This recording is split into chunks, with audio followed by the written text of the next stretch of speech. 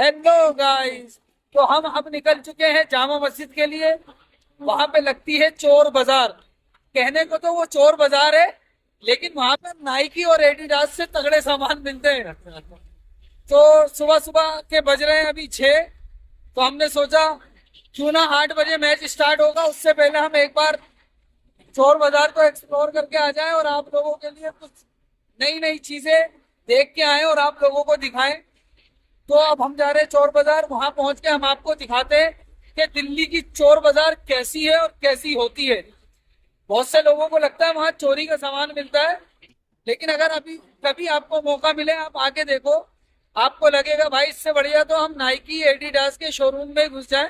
ये कहने को चोर बाजार है, लेकिन ब्रांडेड लोग आते हैं यहाँ पे, महंगी महंगी कारों से उतरते हैं लोग और सामान लेते हैं।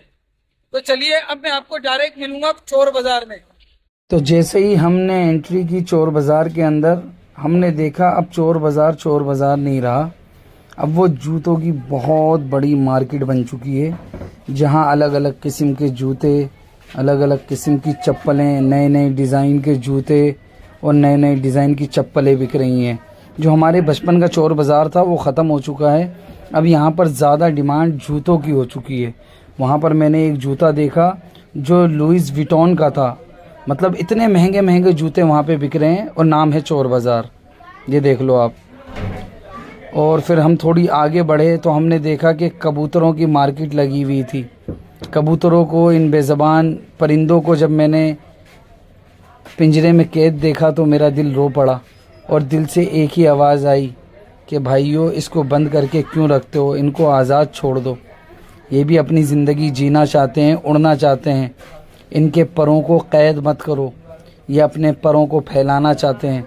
जिस तरह पहले के लोग अपने घर की बच्चियों के परों को कैद कर देते थे, आजकल मॉडर्न ज़माने में लोग परिंदों और जानवरों को कैद कर देते हैं। ये चीज़ मुझे उस मार्केट की थोड़ी अजीब लगी। उसके बाद हम थोड़ी आगे बढ़े, वहाँ पे हमने देखा कपड़ों की बहुत बड़ी मार्केट लगी हुई थी। फिर हमने उसको थोड़ा सा एक्सप्लोर किया, लेकिन घुमा फिरा के जो हमारे दिमाग में चीज़ें आई वो यही आई कि अब चोर मार्केट शूज़ का और स्लीपर्स का, जूतों और चप्पलों का बहुत बड़ा मार्केट बन चुका है।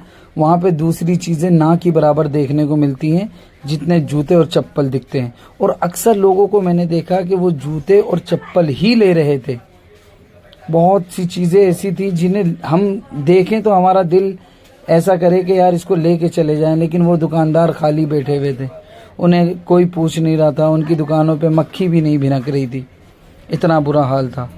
तो ये था हमारा आज का चोर बाज़ार का व्लॉग जो हमने आपके सामने रखा। फिर आगे किसी व्लॉग में आपसे मिलते हैं। Okay, bye.